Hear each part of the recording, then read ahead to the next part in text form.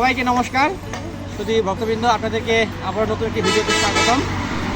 আমি এই মুহূর্তে আছি আমাদের দিনাজপুর জেলার কাহালু উপজেলায়, যেখানে কিনা আপনারা দেখতে পাচ্ছেন অলরেডি কিন্তু কাজ শুরু করে দিয়েছে। এটা হচ্ছে আমাদের আগামী 26 সালের জন্য যে মা সরস্বতী দেবীর পূজা অর্চনা হবে। উক্ত স্থানে কিন্তু আমরা প্রায় 2 লাখ টাকার মতো ইনভেস্টের মাধ্যমে আমরা হচ্ছে এই মায়ের পূজা অর্চনা করব। এবং তারই সাথে আমরা দেখতে পাচ্ছি ইতিপূর্বে কিন্তু আমরা স্থানীয় যে যুব সংঘ আছে সেই যুব সংঘের কাজ কিন্তু চলমান রয়েছে। আপনারা যেখান থেকে এই ভিডিও দেখতেছেন অবশ্যই শেয়ার করবেন এবং পাশাপাশি আমাদের এই অনুষ্ঠানে আপনাদের চরণধুলি আমাদের একান্তই কাম্য। সেই সাথে আমরা একটা জিনিস বলে রাখি, আমাদের যে উক্ত যে পূজা অর্চনা হবে প্রায় 5 দিন ব্যাপী, আমাদের এই পূজা অর্চনায় কিন্তু আমাদের বিভিন্ন জায়গা থেকে আরতি দেওয়ার জন্য বিভিন্ন ভাই বোনেরা উপস্থিত থাকবেন এবং যে সকল আরতি প্রতিযোগী উক্ত প্রোগ্রামে অনুষ্ঠান এবং